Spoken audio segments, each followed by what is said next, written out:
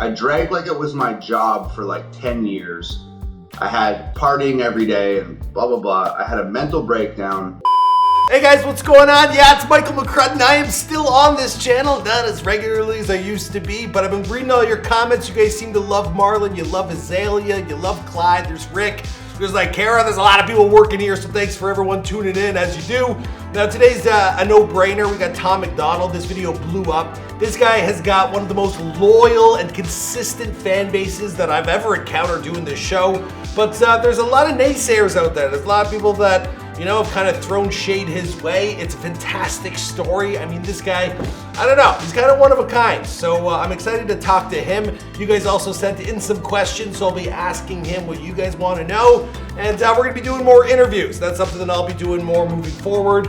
I think we got Pooh Shiesty also scheduled. Marlon's going to take over that one. But we're reaching out to everyone because this channel has come a long way and it's time to connect. Plus, COVID's been, you know, kind of isolating. So it's nice to make friends. Anyway, I did all that without a script. I did pretty good. Let's get into the interview. All right, so we got Tom MacDonald here. Now, this guy is coming off a huge win. What happened yesterday? You were on Billboard with, what, 4 number ones? 4 number ones, dude. How does that even happen, bro? Like, your whole life came together at once, culminated in this big win. Yeah, it's crazy, dude. Like, so it had been, at the beginning of the year, it had been like a month since I'd released anything. I had my girlfriend had planned on releasing an album and some videos, so I gave her the month to sort of just do her thing. I didn't want to overshadow what she was doing. And then I had a video planned for the 20th, which was like a super, believe it or not, Fake Woke was the lesser of the quote unquote controversial songs that I had ready to start the year off. And then, so I had a video slated for the 20th, and then the election and the events surrounding that in America, like, stuff happened, which completely sort of took my song out of context.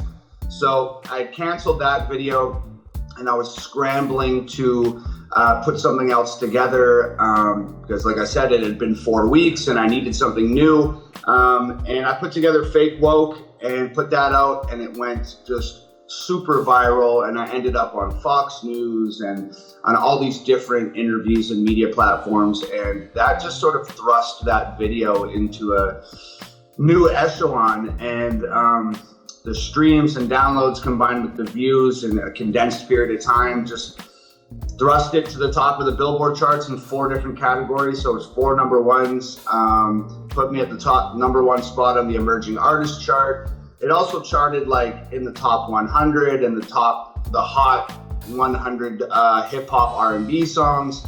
And it was just like one of those things, man. We had a powder keg and a spark happened.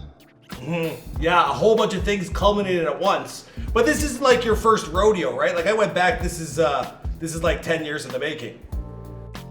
Yeah, I mean, yeah, I've been grinding it out for a long time, man. And it seems like in the last, 3 years especially, like, considerable success. But in the last year and a half, it's been a really wild ride. So I actually had found out, I'm still really new to this whole you're famous thing. So I hadn't even been paying attention to the Billboard charts. And then after we hit #1, I actually went in and did some digging and found out that I've had like 4 or 5 singles chart and in the top 5 in like a lot of different categories, which was like, and I just found out yesterday that even happened. So it's weird. I got on the phone yesterday with Billboard, and now I got 10 plaques coming to the house for songs I didn't even know charted. Wow. There's gonna be so you're an independent artist. There's no label. There's no manager. There's no publicist. A lot of people are gonna be asking, how the hell did you do this? Like, there's no short answer, obviously. But man, I'm not even fully aware of like how this happened. It was just like a really sickening work ethic and consistency that lasted an extended period of time. And it was weird. Like 3 years ago, I literally had no views on anything and no fan base and had very little traction. I was living in like a rundown shack in South Central with my girlfriend. And essentially what happened was we didn't have money for food. We didn't have money for rent. We didn't have anything. And I had half a cigarette left in this cigarette pack. And I went out and sat on the front step, and over that half cigarette wrote this song called Dear Rappers. And I walked in the house after writing it and told my girlfriend, hey, I think I just did the one that's going to change everything. We need to shoot this video right now. And my girlfriend is a big part of this operation. She's a music video director and shoots music videos and blah, blah, blah, blah, blah.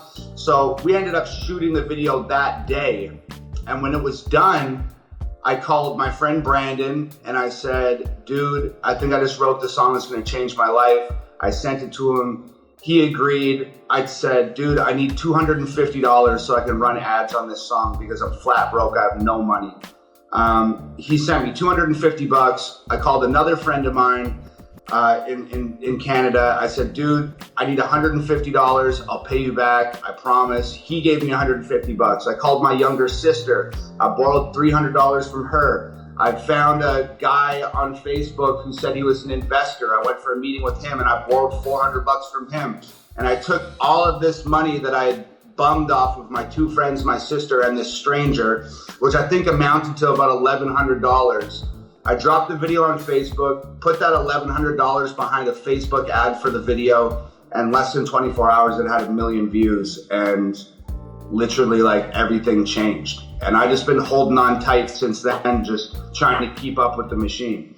That is a beautiful story. Rock bottom, essentially, and all in. Yeah, bet it all on red, man. Sometimes you gotta do it. I love it.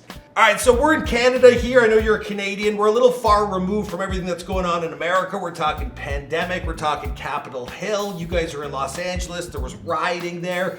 Can you just tell me like what's been going on in your world during like the last few months? What was happening was a lot of people who were speaking about it online were all of a sudden disappearing, their profiles, and they're being deplatformed, and they're just sort of being like erased from the internet. So for that reason alone, like I've worked, like you had mentioned, like this has been a 10-year overnight success. So, and that meant way too much to me to put in jeopardy for something like that. So I sort of like stayed away from it and didn't say anything about it. But obviously that was in DC, which is, you know, a long way from here. But I was living really close to Melrose when the initial riots were going on, and the pandemic started, and George Floyd was killed by the police. So like there was concussion grenades going off in front of my house. There was 2 police cars on fire on my street.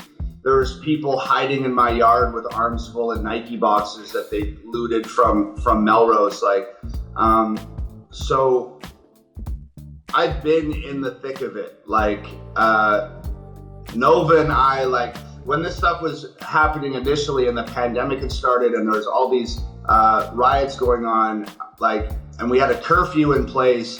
Like, I remember one night, the night that Melrose was burning, I was literally standing in my living room, like with my girlfriend, holding a machete, just like waiting for somebody to breach the house. Like, it was terrifying, dude. And then it was only a couple days after that, we had curfews in effect. And I remember my phone buzzing and it said like, resident of like this area, like you have a curfew 4:30 p.m.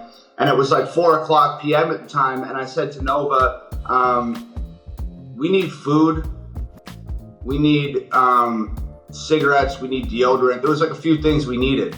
And it was stuff that couldn't wait the night. So I said, I'm going to the store to get this stuff, curfew or not. And Nova said, well, I'll go with you, but I have asthma, I can't run. So if you get into trouble, like you're gonna have to like carry me essentially. So we ventured out and go to the first store and it's closed. Second store closed. Third store closed. We reached the fourth store, finally find one that's open. But by the time we reach that fourth store, we're about a 40-minute walk from our house at this point. I get all the stuff I need, and it is a ghost town on the streets. Like, Nova and I are the only two people as far as you can see in any direction. So I'm like freaking out a little bit because I'm like, all we need is a cop to drive by. I don't know how seriously they're enforcing this. If a helicopter sees us, are they gonna call it in? Like, what's the deal? So we start walking home with our groceries, and we get into the subdivision, and this lady pulls up next to us. Skirt, like 100 miles an hour, rolls down her window. She's like, where are you guys going?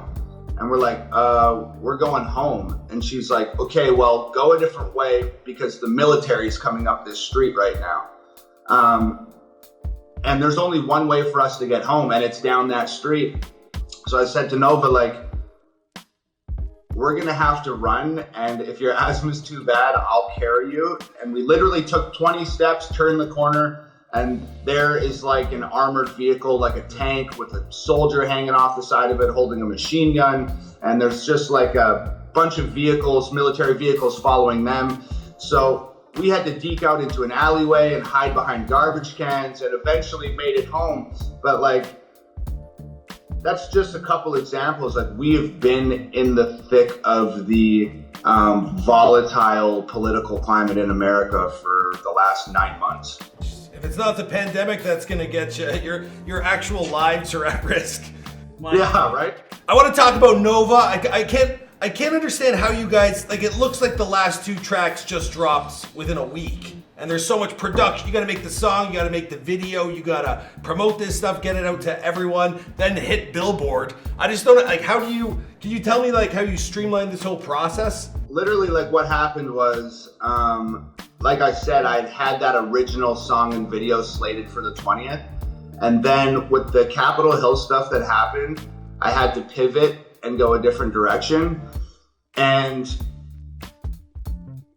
there was multiple things that I was taking into account. A, the political climate, so I couldn't directly, Trump got banned off Twitter for quote unquote inciting violence.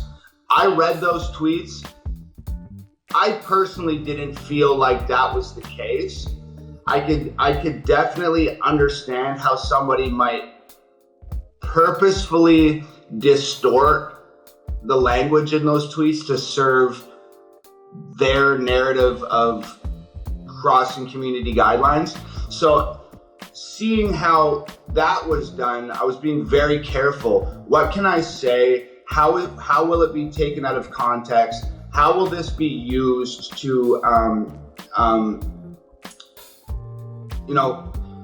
how will it be used to deplatform me? How can they take what I'm saying, distort it to have it breach their terms of service and then remove me? So that was on my mind. People being deplatformed was on my mind. The things going on in the world were on my mind. So it was a really dicey period to be writing songs of the nature that I write. So essentially, like, what happened was, over the course of like 3 or 4 days, I wrote like 6 songs. And it seemed like they were either too controversial or weren't powerful enough, or I wanted it to be the perfect thing for the times. So out of the 5 songs that I wrote, Fake, Woke, and Cancelled were 2 of those songs. And I just thought, okay, I'm gonna go with Fake Woke, and we'll shoot the video for that, which we did. And I'm anticipating some substantial backlash to this song, and the possibility of being deplatformed or removed off of social media. It's a real possibility. So to sort of prepare for that, I said, okay, we'll go with Cancelled second. So in the event that I get removed, Cancelled will be even more relevant. So I didn't get deplatformed, but I got quote unquote canceled by the internet mob. So it was just a little bit of foresight. I wrote the 5 songs trying to figure out what I was going to do next, and 2 of them just seemed to pair together really well, and that's what we did. I didn't see it. Like, I got off Twitter myself because I just found it way too toxic of a platform. But I was looking up headlines. I saw some people said you called out Eminem. I didn't really see it that way. You did just pass him on a Billboard, right? And that was like a huge moment for you. So I saw where you were playing with, like, you know, you gave him a shout out, and it was all relevant what you were saying. What were they coming at you for, or like where's this angry mob coming from? Well, it's a couple different places. Like, there is just like a culture on the internet, especially on Twitter, and I agree that Twitter is the most toxic platform. It's undeniable. It's crazy. So the internet mobs kind of came from two places. There's the whole cancel culture thing, where it's like anything that they don't agree with, or these days, man, like, you can't talk about anything without people throwing a label. You're a racist, you're a homophobe, you're anti-feminism, you're this, you're that. And it's just like, these are people that like either A, don't want to have the conversation, or B, don't know enough about the conversation to have it. So instead of like having some form of dialogue, they just like hurl insults and labels and stuff. So those people, anytime that something hits the internet, whether it's a song or a music video or a movie or a skit or comedy, whatever it is, if they don't like it, if it doesn't seem to align itself with their personal ideologies, they get all their little internet friends to cancel you. And essentially, like, all that is a bunch of people saying, you're canceled, we're not going to listen to you anymore.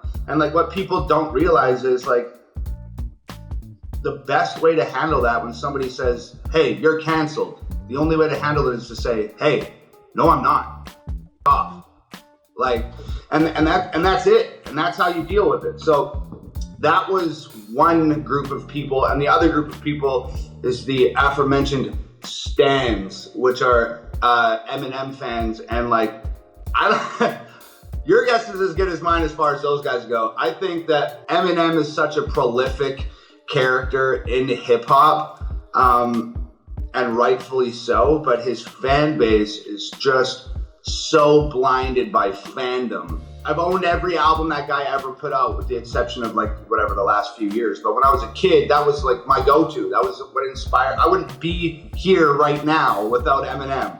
So, but that doesn't, just because, you know, Eminem inspired me and Eminem's the greatest of all time, does not make him immune to criticism. And like, that's how his fans feel.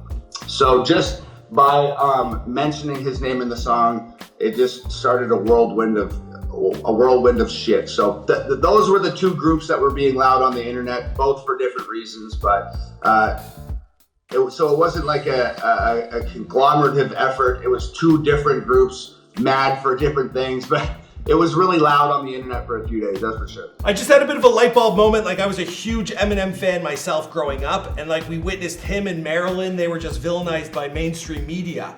Now you're having your big blow up, and it's such telling of the times that now the people, it's like a mass army of fans or stans. It's the unheard people, the fans online, as opposed to the media conglomerates coming after you. Yeah, it's really bizarre, man. Like, it seems like maybe this is just not accurate, but it kind of is an interesting observation to think that back when sort of Eminem was in his prime, or even like, you know, slightly earlier than that with like NWA and stuff like that, like, it seemed like those presences were under attack from the actual media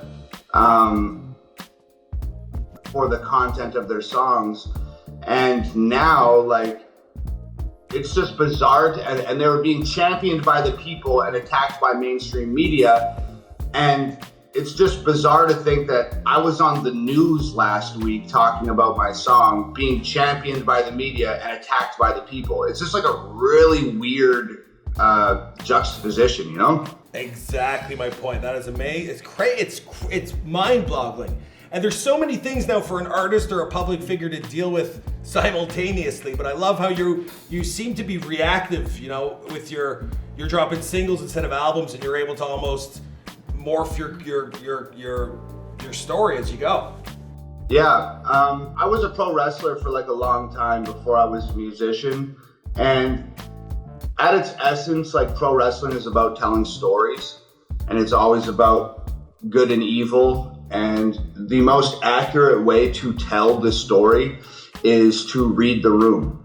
So you don't choreograph an entire match backstage with your buddy and then go out and execute the match in front of 400 people, because that's like, if you create the whole thing and then you go out into the ring to perform it to this audience, and you get partway through the match and you get partway through the story of the match, and the people are not engaging, or the people are not joining you for that ride, and they're sitting on their hands and not making any noise, but now you're locked in because you've choreographed this entire match, then everybody has to sit around and just kind of suffer through whatever you're doing.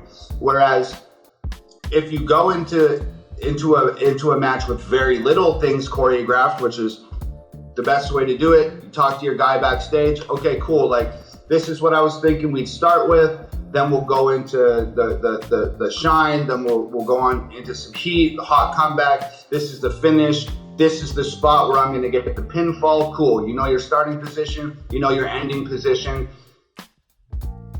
Now you can tell this story in a way that will engage the people around you, okay? So that's kind of how I see making music.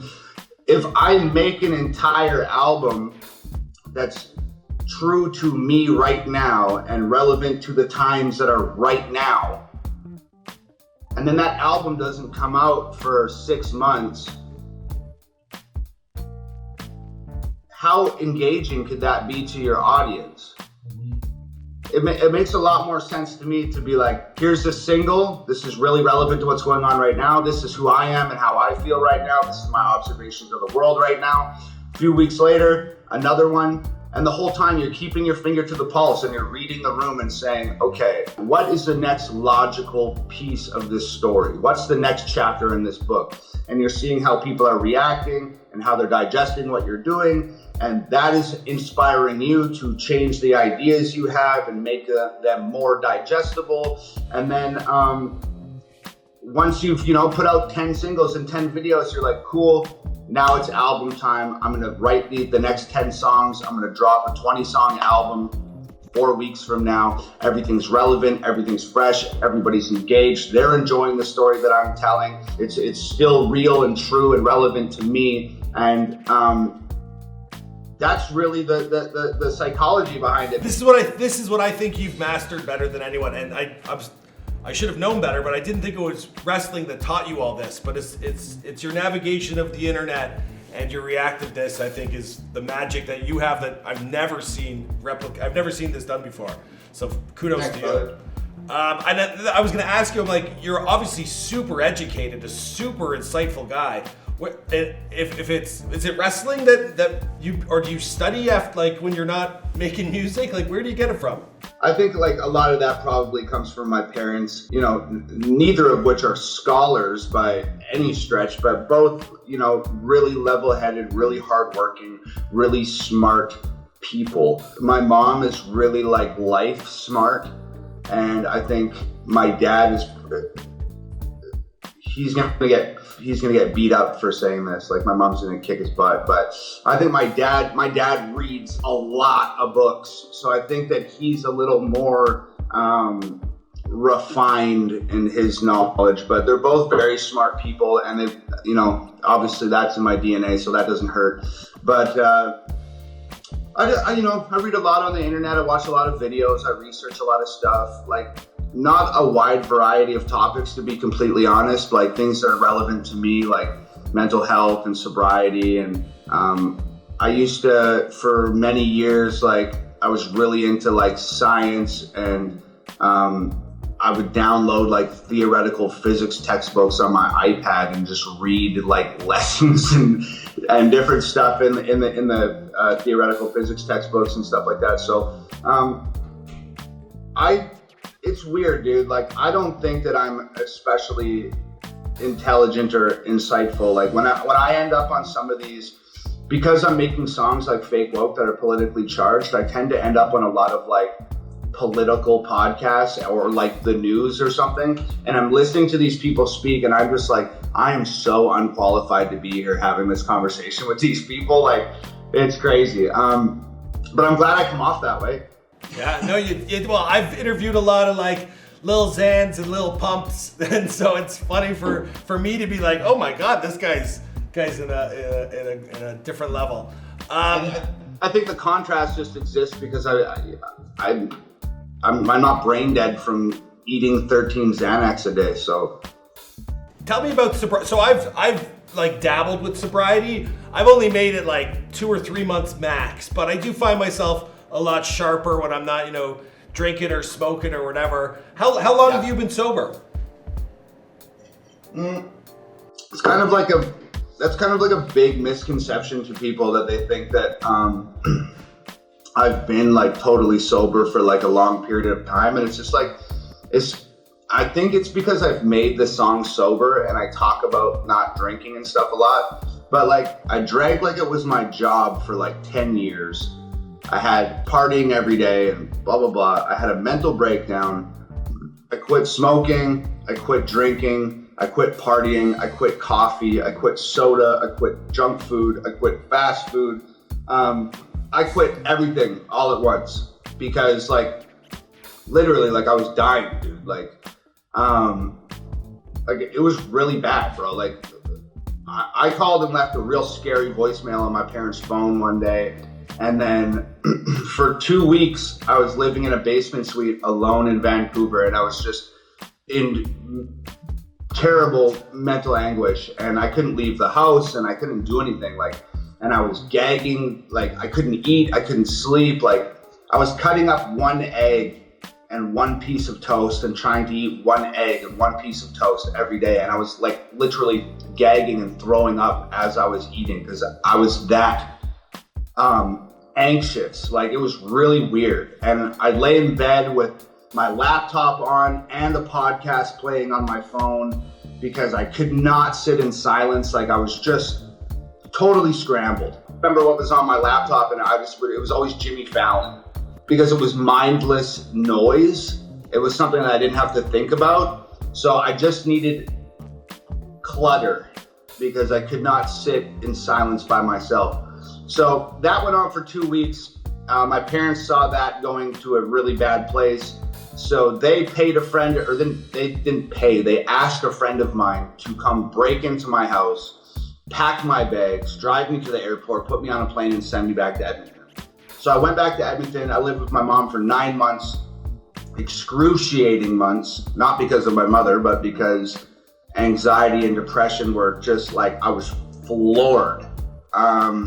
And I wasn't speaking, I wasn't eating, I wasn't sleeping, wasn't making music. I was just literally laying on the couch all day. I said 4 words to my mom every day.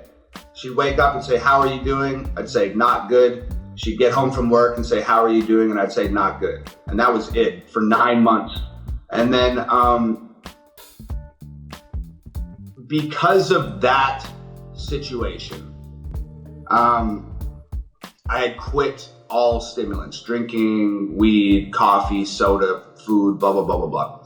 And I started meditating and started reading and started researching what I was going through and exercising and blah, blah, blah. So eventually my visa gets approved. I'm going back to the United States. My dad says he's watched me go through all this stuff for like the last 10 months. And my dad's like my best friend. And I know he didn't say it, but he was terrified for me. I know he was. And I remember shaking his hand before he dropped me off at the airport and said, you got one job when you go to the United States. All you gotta do is live up to your potential, that's it. So I came here. There has been a few times where for celebratory reasons, I had a beer or I had a glass of champagne or something like that. But it's been like a handful of times. Like last year, in the entire year, I probably drank like 7 beers. So I'm not like the type of person that I can't have, if I have one drink, I'm gonna totally go off the rocker and my life's ruined type of thing. Like, I almost died from what I was doing, and like that was enough for me. I contemplated killing myself every day for 9 months. So that was enough for me to learn my lesson. I don't like have any desire to drink anymore. I don't have one beer and then feel like I need more. So it's probably been since I had my last drink, currently right now, probably like 8 months. And it's like not something that I'm actively trying to stay away from. They give away. It is. They give away chips for way less than that. So I think you're in the clear, my friend. Yeah. So it's weird, man. Some people need those chips. Some people need to go to meetings. Some people need to go to rehab. I'm a firm believer in the best way to quit doing something is to do it so much that it almost kills you. You'll learn your lesson that way. All right, in the odd event that you catch this man out and he's celebrating a big win and he may or may not have a beer in his hand, go easy on him. He's worked long and hard to get to where he is, and he ain't gonna go off the rails anytime soon. I just got a few more questions we have from some fans, and then I think we can wrap this up. Sure. Dirks by Daylight, he asked, Tom, why does he always post the songs on YouTube with the swear words removed? 2 reasons. A lot of people, a lot of my fans, I get messages all the time from mothers and fathers who say, alarm going off. From mothers and fathers who say, I listen to your music with my kids, whole family loves your music, stuff like that. I've had parents come to shows with their kids. I like specifically remember this one dad who came up and shook my hand and said, man, I just want to thank you. My boys are 15 and 16 years old now, and they're reaching that point where they don't really want to hang out with mom and dad anymore, and they don't think it's cool. And your music has given us an opportunity to like bond as a family, and we're all here to see you tonight together. And this is the first time that I've been able to hang out with my boys in months. So it's for that, because I've done it, and I've also done a lot of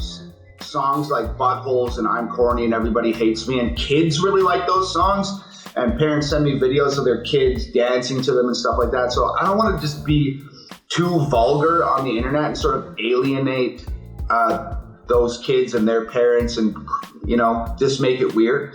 And then also, like, if I want to promote my song on YouTube, they don't allow cussing to be in any of their songs. So as sort of like preemptively, proactively, I censor the songs just for the music videos on YouTube. But you know, 99% of the time they deny my songs for advertisement anyway. And like, it's weird. Like when I make a song that's politically charged, they'll deny it for shocking content, or they'll deny it for like something sexually explicit, or they'll deny it for like tobacco and alcohol use. And none of these things are happening in the video, but that's what they're citing as the reasons to not allow me to promote. And it's funny, if you go, like, most commonly I'm denied for quote unquote shocking content. And if you read the community standard or the term and condition of what shocking content is, it is such a generalized explanation of what the definition of shocking content is, which is they use very broad terms and bland language on purpose so that they can personally interpret it how they want and sort of contextualize it in a way that will allow them to police your content. Yeah.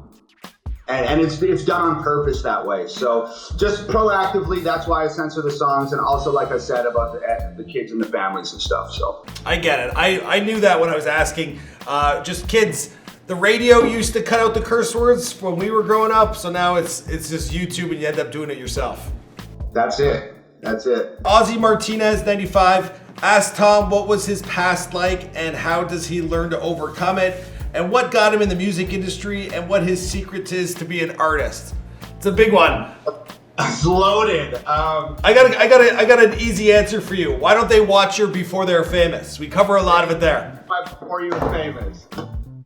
So, I'll answer just like the last one because I think we've covered most of that other ground earlier on in this interview anyway. And like you said in the Before They Were Famous, but I have a lot of people ask me that all the time, especially other artists and other musicians. So people know my story about the Tupac CD and stuff like that, but it just makes me think, if this kid's an artist or there's another artist out there who are maybe asking that question, oh, how did you become an artist? Because they're looking for some form of advice or confirmation that they can move forward with in their own career. I just want to say this. I made music for a long time about the same stuff that everybody else makes music about. The clothes and the girls and the cars and the guns and the drugs and the money and all that nonsense. The world does not need more songs about these things. When I sit down to write a song, if I feel like that song's been done before or done better than I'm doing it, or that song doesn't need to exist, I don't write it. The reason why I talked about those things in my early music was because I wanted to be the cool rapper guy. So I talked about all the things that all the other cool rapper guys were talking about. Nobody wants to hear you tell somebody else's story. If you work at 7-Eleven, rap about that. If you walk dogs, rap about that. If you fix refrigerators for a living, rap about that. Rap about what you know. People gravitate towards what is authentic and what is genuine. People move towards the truth. So be that. And that one thing will take you further in your career than any manager, record label, PR stunt, marketing, etc. Well, there you go. That's probably the best advice I've heard from a guy who's clearly doing it all right now himself. Tom MacDonald, thank you so much for giving us your time, bro. Right in the middle of so much happening. We're very much thankful that you opened up and told us all this stuff. We'll probably be following your career for many years to come and updating your videos with some of this information. Thank you again, my friend. Anything else? It was a total pleasure, brother. And I know it's cliche, but I sign off every interview, especially ones that my fans are listening to with this. Tough times don't last. Tough people do. We are going through hell right now, socially, economically, and politically, but even the bumpiest roads eventually run smooth. So everybody just hang in there, and I will too. Love you all tons. It's Hangover Gang forever. Love it. Thanks a lot, bro.